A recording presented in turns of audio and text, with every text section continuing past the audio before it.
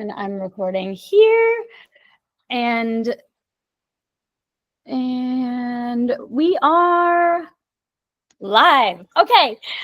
So, hi everyone. I am here with Avital Miller, and she is an absolute expert, and she's radiating, and she has so much to teach us today. So, I'm just going to let her take it away.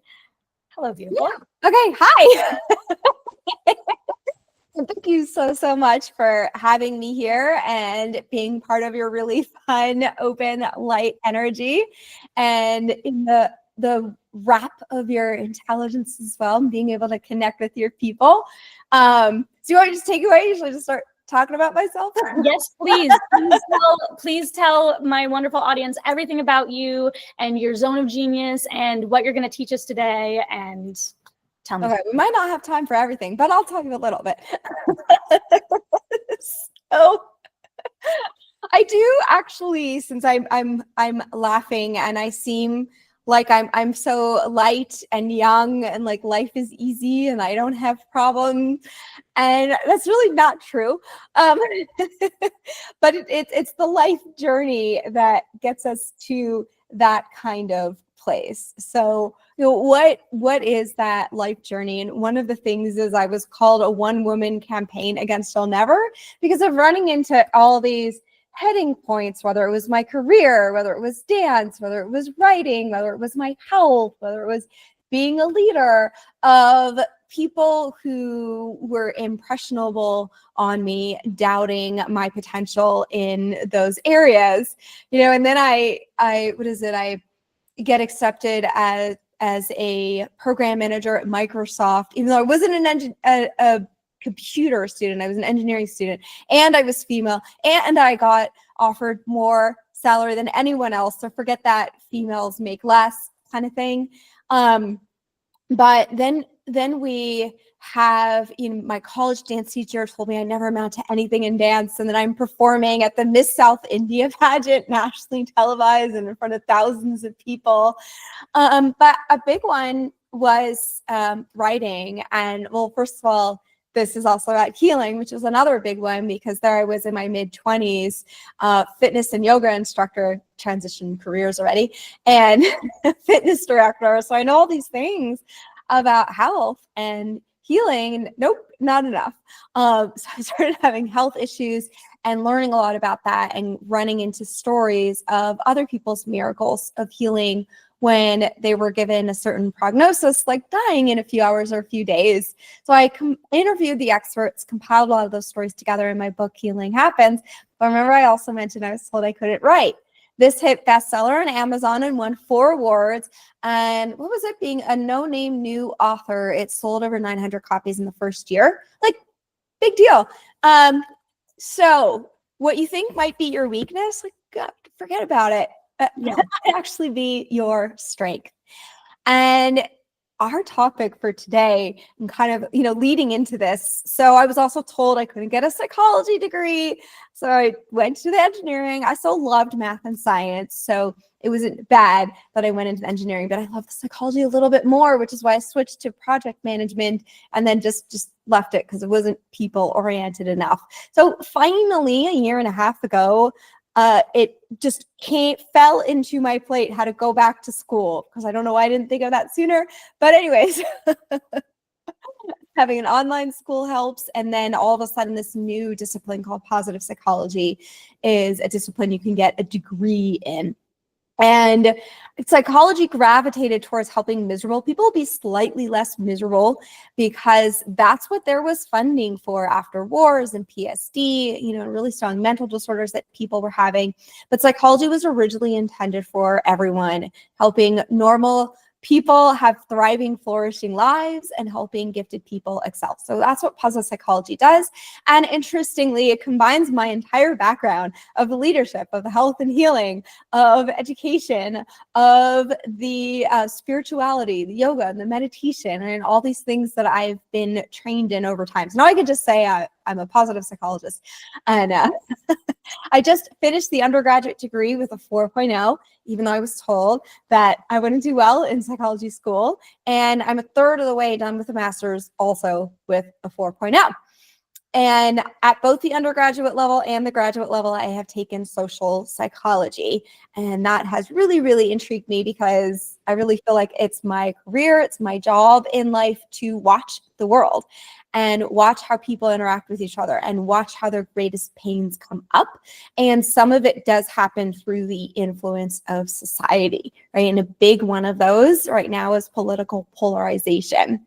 And then also on another personal note, well, relationships has been one of my favorite topics. I started reading about it in high school, mainly because I didn't feel like I had enough of my parents split when I was 3. So I didn't feel like I had enough of an example of relationships and communication. So I started reading about it, and I've been studying it forever. And very, very fascinated by that. And again, that's the interplay between people. And I was in a relationship with somebody who I really respected him and his family, but I didn't know them well enough yet. And then as I was getting to know them, I was starting to be shocked and heartbroken by what I was experiencing on a personal level, but also looking at a global level of like, oh my God, is this the state of the world right now that people are acting this way? And it was very informative to me to say, okay, yeah, like this is where some people are. Not everyone's there, but this is where some people are. And this is why we're also having the challenges in the world that we're having. So this entire year, as I've been going through my psychology classes and going through my meditations and reading a little bit extra research and studying it, I have been putting together a program called The Alchemy of Peace, which is one of my 5 upcoming books. As we talked about. I have a bunch of books that need to be reformatted and published. Yes. So yes, I can write. Times 10. Wow. Like whoever told you couldn't write, they're like eating their words. Like, wow. Okay. Continue. Yeah. And so I put together this section on polarization, specifically combining psychology and spirituality, because I feel like psychology doesn't quite explain the complete why as to the reason for why things are happening. When we understand the reason a little bit more, then we can create more results and understand why things are happening, and also understand the purpose behind what's happening, and in a way relax into it, and then we feel greater peace inside. So if we're talking about the alchemy of peace, we can't always control the outside world anyways. So what are we going to do in our inside and within our relationships with other people? Your mind is going. I can see it. Yes. No, I'm just like, so here's a question. So when you say that you're mixing social psychology with spirituality to really get behind the why, I'm wondering. Positive psychology. Say what? Just put the plug in. And positive psychology. And positive psychology to really think about the why. When like, what do you mean by that? So when are you talking about like human intention? Does social psychology overlap at all with like instinct, like the more animalistic, maybe the more anthropological impact that society has on the world? Or like, is it strictly mental? And then where does that spirituality come into that social play?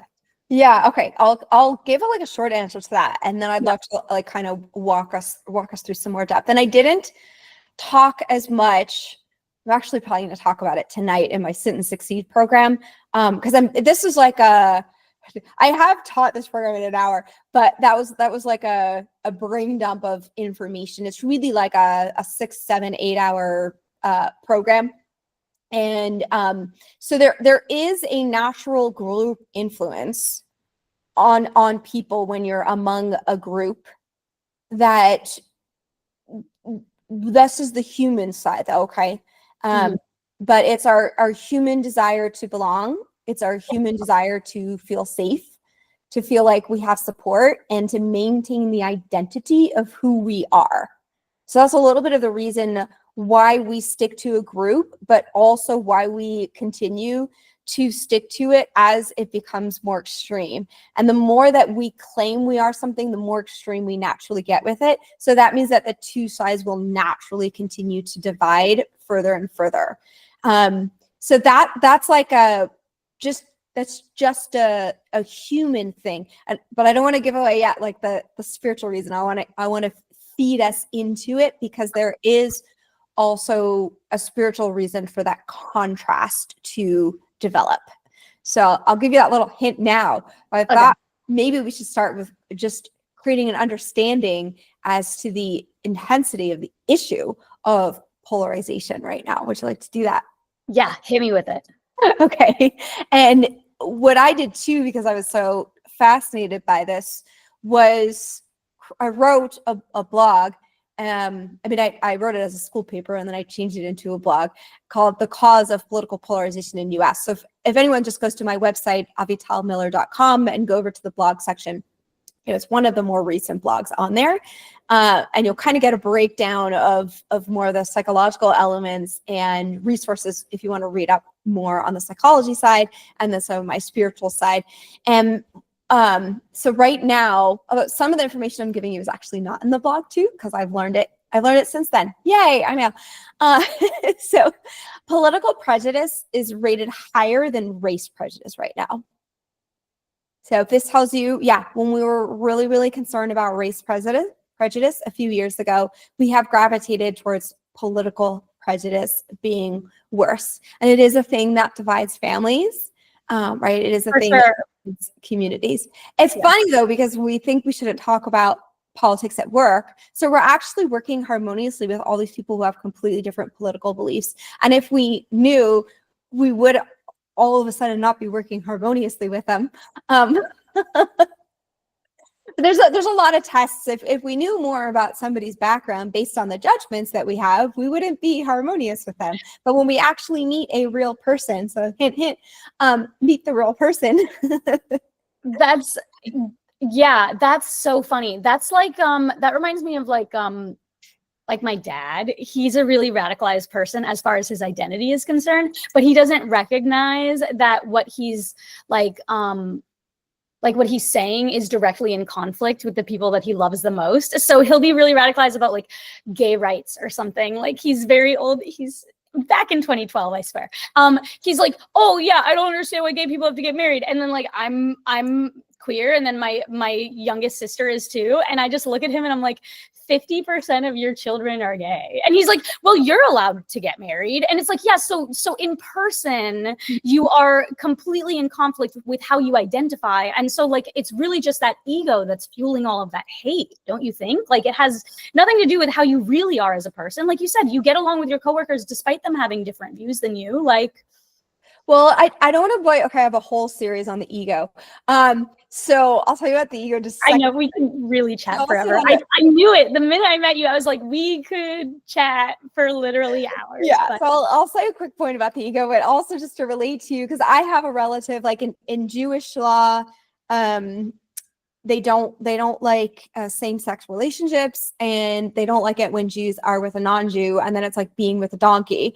So this relative went through this whole explanation from the Torah, the weekly reading, explaining it, and then he looks up to me and he goes, oh, but that doesn't apply to you. I'm like, why? Because I'm your relative?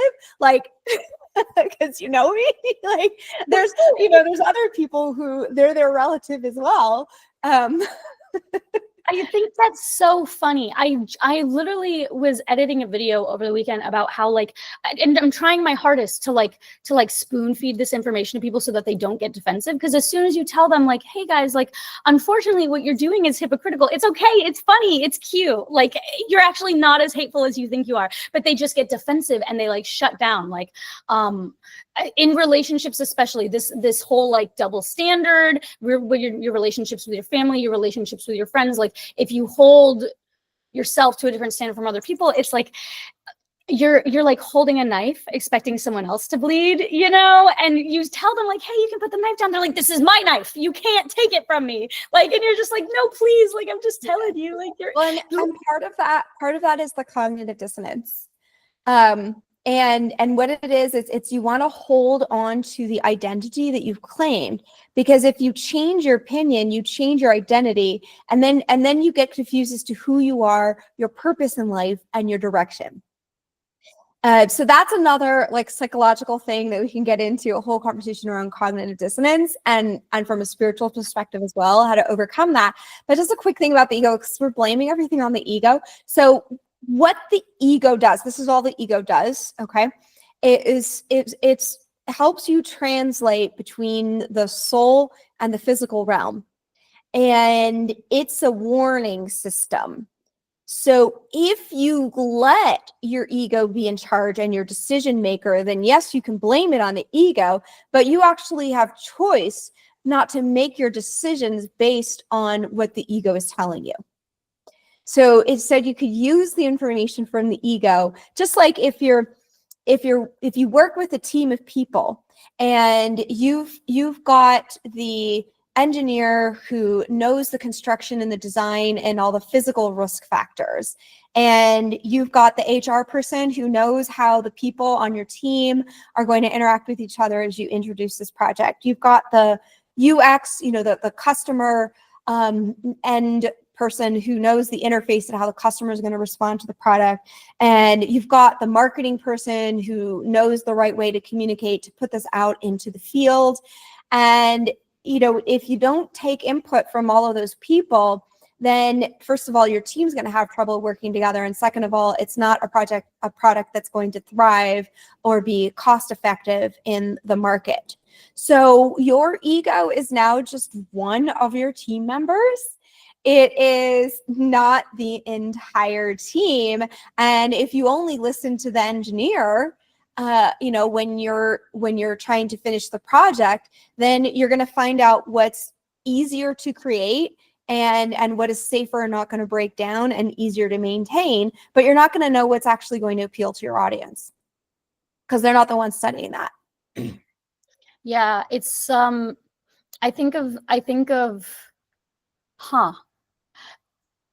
well, because in psychology, right, you've got your ego, your id, and your super ego, right? Yeah, I don't want to get too caught up in the way that. Okay, yeah. It's a beautiful metaphor nonetheless. Yeah, you can't just let one thing decide. Like if I know people in relationships who like they boast about being very logical, and because of that, they're like way less empathetic. They say things like, oh, you're overreacting, you're being emotional, because they think that they're being led just by their head. Then I know people just by their heart, where they're screaming and crying and throwing plates, things like that when they get into arguments. Like you can't let just one part of your individualism control your decision-making process. And some of that also goes back to identity and need to belong, because some of that worrying you're too emotional is just something that was taught by our society. Yeah, I mean, not everything, because I think that started because women are more powerful than men in certain ways, and women are naturally paying more attention to emotion. Although when men are taught to, they actually have the same capacity as women. But and I know I'm saying men, women. There's other genders in there, but so it's like because masculine and feminine energy and everything. But so historically at a certain point, I think that aspect of feminine strength scared men, and then they tried to dull it down by calling it something weak, and that became culturally accepted. And the way that you're going to belong in culture is by following what is culturally accepted. So sometimes when people make those statements, it's sort of comes through history, and there's a reason why it started and then a reason why it continues. And this is the time where we're breaking that down. And it's my job. Like I go into corporations, I do these corporate leadership seminars. My goal is, yes, I want to help companies be more productive. My goal is to help people be kind to each other. Yeah. My goal is to help people be human at work and figure out how to roll with that, because we don't check ourselves out the door as much as we'd like to. We don't stop being human when we go to work. So, okay, shall I tell you more about what's the state of polarization right now? I was about to say, we could literally break down like the patriarchy in like a 10-episode mini-series, and we can talk about like social dissonance and all these things. But I want to talk about polarization. Let's talk about polarization, how it affects relationships. I know we've got about 10 more minutes, so tell me what it is, and then tell me your solution to solving it. Whatever those tips, those actionable tips are that you've got for us. Yeah, well, actual tips. Sometimes is just understanding and rolling with life. But okay, so just there's affective polarization and ideological polarization. Ideological is just we have different opinions, like we have different beliefs about how we should accomplish what we want to accomplish. So I actually believe behind everything, everyone wants the same thing. So everyone wants peace, right? Everyone wants access to all the resources that they need in life. And then we just have a different opinion of how to get there. But the affective polarization is when we get emotionally affective as emotion. So when we get emotionally reactive, and that's more serious. So when we get to that level, it's also correlated with democratic backsliding. What is democratic backsliding? So this is just something they've seen over time in history, and we need to be careful because this is what's happening in America. So when we get to situations where voting is made harder, when we have our judicial appointments becoming more partisan, when we have threats to free speech, so those are just a few of the things that are associated with democratic backsliding that we're experiencing. Okay, that's about like as deep politically. We can go deeper, but I think we want to talk more about like who we are as humans. And one thing I'm going to say is the more that you try to prove your point, the more division you're going to create. So I watched just a little bit of the social media wars, not a lot, just enough to get an idea that our little social media wars are going on and people are really adamant about trying to prove their point and bringing all these points up to prove it. But a lot of those are just logics, and they can actually be like, a lot of these things can be argued from another perspective that people are bringing up. So there's a lot of points that don't actually hold. Like nuance. Yeah, there's a lot of nuance. There's a lot of nuance politically. Like, for example, like when I was younger, I was very much like, oh, we need to get, you know, the military, we need to downsize the US military. We need to pull the military out of all of these different places,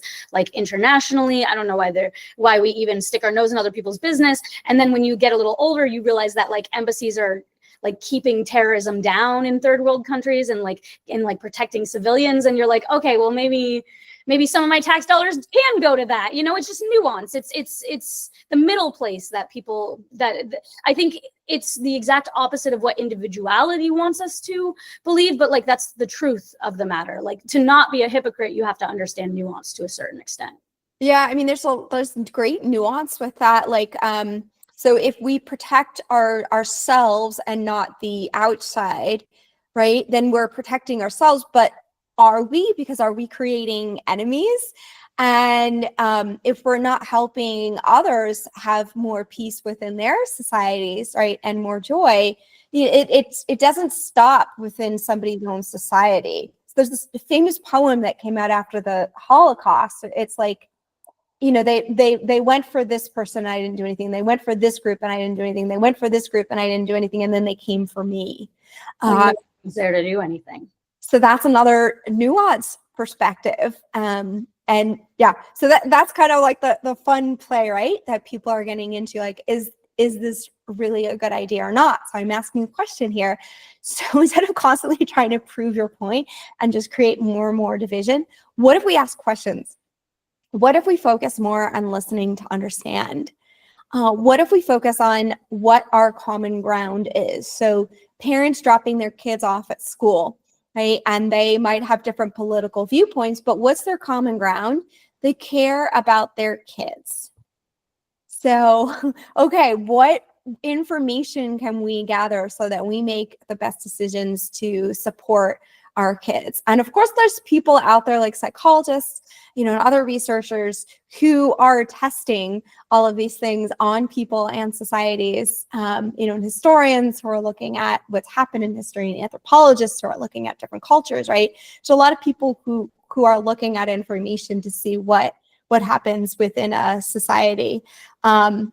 And I won't get too much into like the concept of listening, because I also like to teach us really how to listen and how we truly listen. I know a lot of people do this, but I think there's a reason why we don't listen, that we want to break down, but we don't need to move as fast as we think we do. We don't need to have an answer for somebody as soon as they're done talking.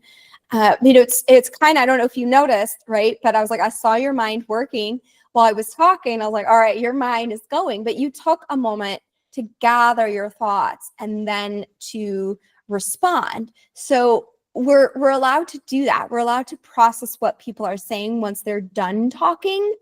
And then we can be listening while they're talking. So it's kind of nice too. It eases our job while somebody's talking, is if we actually just give ourselves permission to listen and not to need to even understand it yet. Well, what I find interesting about that is I think that people, and I know I'm using this word incorrectly as someone who isn't working on a master's in psychology. So I'm not using it correctly, but like when we're listening still to be perceived in a lot of social situations. So people are listening and they're like focusing on the way that they look while they're being listened to. They're focusing on how they're going to respond and how like that makes them, how other people will perceive them when they respond. They're making sure that the words are like, it's all about, it's this level of narcissism. Like, I think that a lot of people have trouble listening because they're afraid to be perceived as it, like you said, with polarization, like you're so attached to your identity that you're afraid to be perceived incorrectly or in a way that you don't decide. But like the way to be perceived the best is just to be like active and in the moment. Like people don't realize. And then the truth of the matter is like authenticity is always going to be perceived better than however, like cool you want to look. Or, I mean, I know this is, you were just talking about like children, and now I'm talking about coolness, which I'm sure doesn't really apply in a lot of situations that you're talking about. But like, what I mean is, Totally does. You're going. I think that, like, even, I mean, it's just, if people practiced saying like, I don't know, or like, can you tell me more about that? Like, we would build more bridges, right? Like, I remember when I was younger, someone would bring up a band that I had never heard of, but it was obvious that they were really into it. And I would be like, yeah, of course I'm a big fan of Red Hot Chili Peppers. And I didn't know a single song. And it's like, what would have built the bridge further? What would have been better for that situation if I was like, oh, I've never heard of them. Like, tell me why you love them so much. Tell me your favorite song. But instead I responded with my ego and the way that I wanted to be perceived. And because of that, like I actually did not build a deeper connection with people. Yeah. And it's like a problem with listening. Like, well, it's hard to be in the unknown. So this is another psychological thing because the world is unlimited and it's too much. So the brain naturally does something called heuristics or schemas where it's just trying to simplify information down to store it and then retrieve it in categories rather than needing to be present to all the new information coming in and evaluating it as something brand new. So that the brain translates the present based from the past, and then it tries to simplify. And that's part of why we have prejudice and bias. And discrimination is simply because we've also tried to simplify, but what we also try to do is have clear direction. We don't want to sit in an unknown place. So sometimes we hang on to, so I'm giving a few different psychological perspectives, like why are we hanging on to information? But sometimes we're hanging on just because we don't want to have to think, and we just want to know where to go and how to do it and make sure we're doing the right thing. And so if we really just hold tight on whatever idea we decided previously is the way to go and the way to do it, then we're good. We're golden. So this is also, like mindfulness, like allows you to practice the presence of the moment and be able to, or meditation, but be able to embrace the fullness that is happening and the unknowns of it and be okay with that and flow with that. Like simply watching your breath and not trying to alter it or change life is a very, very easy practice, right? That's what I teach in a lot of my meditations in the Sit and Succeed program. Because that's part of the practice that's put together. So that's one key thing. And then I want to talk about the spiritual perspective before we run out of time as well, because we've been waiting for that. But okay, so life from my spiritual perspective isn't about achieving certain things, life going a certain way, accomplishing certain things, being a certain way, even being an aware person. But it is about gaining more awareness of what God is. And God could be spirit, divine, the universe, however you perceive God, but it's this combination of everything that exists in this world is aspects of God. And what we're trying to experience as humans is a different perspective of what God is. When we're not in the human body, we don't get emotions. We don't perceive through the five senses. So we're really locked into perceiving and living through the five senses and the emotions as a human. And what draws us to really pay attention to all these different aspects is contrast. So there we go. I brought it back. I talked about what's the purpose of contrast. I talked about it happens naturally that people go more and more into contrast from a psychological perspective, but from a spiritual perspective, as long as we need to learn what God is through seeing the other side and feeling what does that other perspective feel like on our body, we're going to notice more and more contrast and create more and more contrast. So it's kind of interesting we talk about, well, how do we end polarization? Like, how do we get peace on the world? It's actually by paying attention to what annoys you and embracing it and learning what it is, learning all aspects of it, understanding why is this happening. And once we've had enough of that learning, then we can come back to that middle ground. But we're not going to until we've experienced all the colors of the rainbow, all the aspects of God. Wow. I feel that too.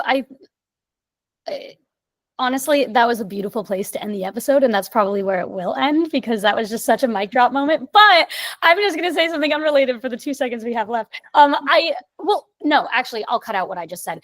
That is so beautiful. And I think that acknowledging both sides of the coin will 100% help people kind of find that middle ground and that peace, that zero. Is there anything that you would like to, is there anywhere you would, I can edit all this, don't worry about it. Let me think, what is the right verbiage I'm trying to say? Is there anywhere that people can go to learn more about this, learn more about your message, and learn more about polarization? Yeah. So I'll give you 3 things. So I mentioned my blog on the cause of political polarization in the United States. So again, if you go to avitalmiller.com, and Avital is spelt like Avital, so A, V for victory, I, T for talented, A-L, Miller, M-I-L-L-E-R, and then just click to the blog, or you can just go to avitalmiller.com/blog.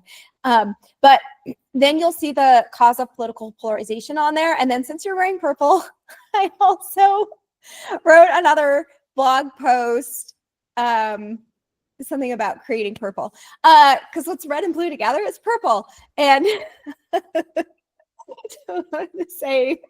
and that's kind of what that is. And I wrote that blog as I was going through like my angst. And it's actually, the blog post is called "It Starts with Hello," I think, and then the tagline is to create purple.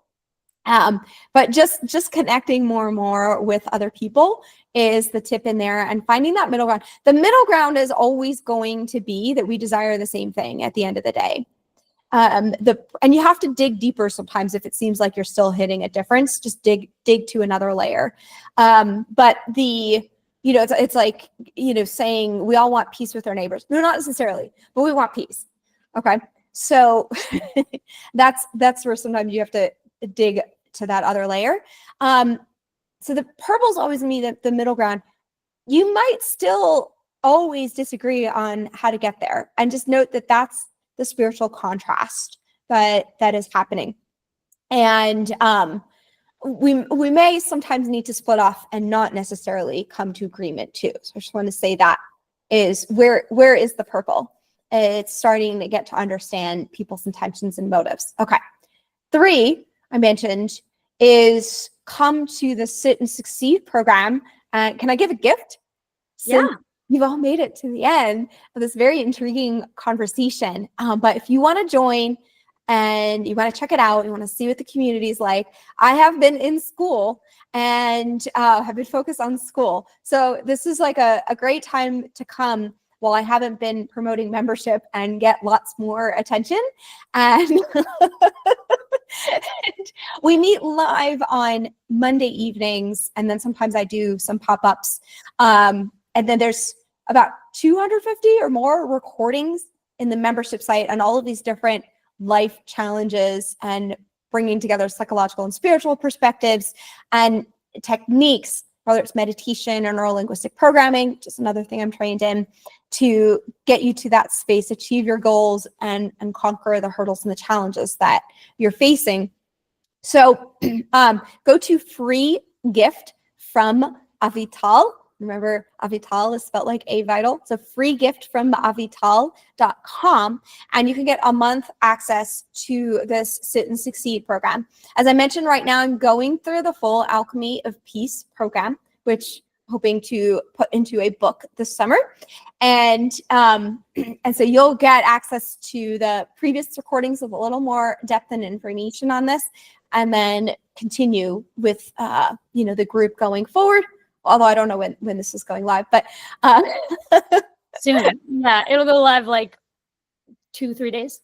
Yeah, perfect. So that's those are good starting points. I believe I do have on that free gift from Avital webpage where you can sign up for 15 minutes with me. So if you're like, okay, I want more support in this and that, I can kind of cater to you, whether I'm just pointing you to my podcast, Healing Happens, an episode in there, or a blog post, or directing you to one of my other programs, because I have a number of programs.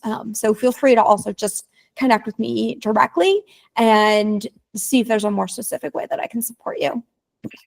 Awesome. Thank you so much for chatting with me today, Avital. It was so beautiful. We should do another one. We should talk more. There's so many different, I know you're so busy. You have so many things that you're doing, and I know you have a meeting in half a second, so we'll follow up via email. Oh yeah, do. Thank you so much. It was so nice chatting with you. Yeah. Well, the summer is a good time Awesome. to connect. Yeah. Awesome. Thank you guys so much. Bye. Thank you for having me on here. Of course. Oh, I have to click stop.